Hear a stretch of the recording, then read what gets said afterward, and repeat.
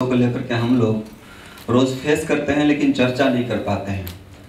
तो मैं कोशिश करूंगा कि जो एक्सपीरियंस रहा है जीएनयू में उसको रखूं। आज सोशल एम्पावरमेंट डे है और बाबा साहेब अम्बेडकर ने जिस इक्वालिटी, डिग्निटी और एम्पावरमेंट के सवाल को लेकर के अपनी लड़ाई आज शुरू किया था, महार सत्याग्रह। आज उस दिन पे खुशी है कि हम लोग उसी सवाल को लेकर के, डिग्निटी, इक्वालिटी, अपॉर्चुनिटी, इन सब सवालों को लेकर के ये प्रोग्राम में आज यहाँ पे हम लोग बैठे हुए हैं।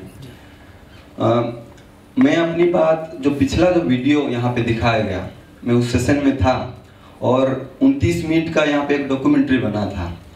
29 मिनट का डॉक्यूमेंट्री बहुत कुछ कहता है। उसको अगर आप लोग देखेंगे, उस पर एक बात चल रही थी कि जो कोट एंड कोट नॉर्मल जो पीपल हैं और जो लोग नॉर्मल नहीं है, उसके बारे में कुछ लोग, जैसे हम सारे लोग जो अपने आप को कोट एंड कोट नॉर्मल मान लेते हैं, बहुत खुश होते हैं कि भाई हम लोग के बीच में कोई डिफेक्ट नहीं है, कोई इस तरह की भाई हम लोग 100% परफेक्ट हैं।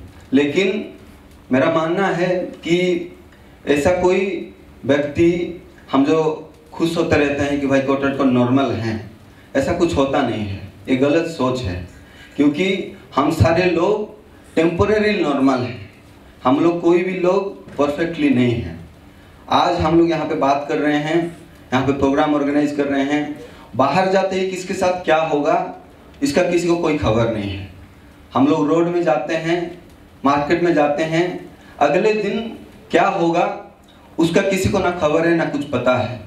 मैंने इस सेशन से पहले हमारी जो टीचर बोल रही थी यहाँ पे कि 90% जो डिसेबिलिटी है वो इनहेरिटेड नहीं होता है, वो बाहर से आया हुआ होता है। जो वार होते हैं, जो एक्सीडेंट होते हैं, या फिर इन तमाम सारे जो हादसे होते हैं उनसे आया हुआ था।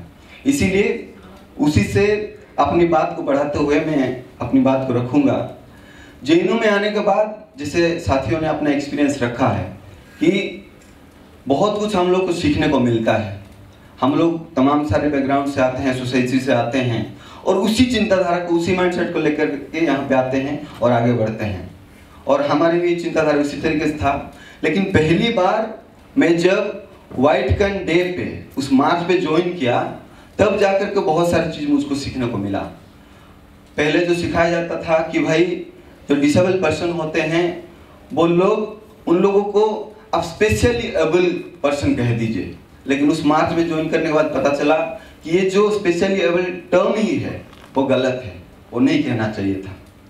उस मार्च में ज्वाइन करके पता चला कि भाई पर्सन विद डिसेबिलिटी ज़्यादा बेटर है उस कंपैरिजन में, और दिव्यांग कहना भी गलत चीज़ है।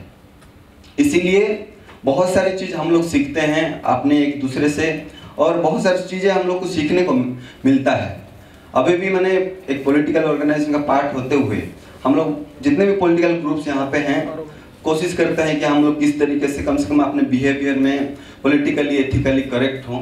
लेकिन कैंपस के अंदर बहुत सारे हमारे जो ग्रुप्स होते हैं, या फिर जो हमारे पीयर ग्रुप्स होते हैं, जो दोस्त के ग्रुप्स होते हैं, उनमें हम लोग बहुत सारे मस्ती मजाक करते हुए बहुत सारे स्टीरियोटाइप के जो लैंग्वेज होता है उसको यूज़ करते हैं। कोई दोस्त अगर किसी को चोट लग गया, हाथ पैर लग गया, तो भाई उसको गाली दे देते हैं कि भाई आँख नहीं दिखता क्या, दिख नहीं रहा है क्या, अंधा है क्या। इस तरह का जो टर्म हम लोग यूज़ करते हैं, इसको भी ध्यान रखने की ज़रूरत है। इसीलिए मैं बहुत कुछ बोलना था लेकिन मैं यहीं पे रखता हूँ। और ये कोशिश है कि हम लोग मिल करके जितने भी सवाल और जितने भी सजेशन हमारे साथियों की तरफ से आए हैं उसको मिलजुल कर काम करें। खराड़ साहब का जो प्रॉब्लम है, हम लोग का भी वही प्रॉब्लम है, फंडिंग का। पिछले यूनियन में हम लोग थे, क्योंकि यूनियन को भी एक बजट मिलता है और पर जो स्टूडेंट्स एडमिशन लेते हैं 5-10 रुपया उनसे लिया जाता है। लेकिन यूनियन के एंडिंग में, क्योंकि पिछले साल हम लोग थे, एंडिंग में जाकर के मैं अकाउंट चेक किया तो 22 रुपये पड़े हुए थे। इसीलिए प्रॉब्लम एडमिनिस्ट्रेशन को भी, इक्वल अपॉर्चुनिटी सेल को भी, जो ऑर्गेनाइजेशन है, यूनियन, सबको फेस करना पड़ता है।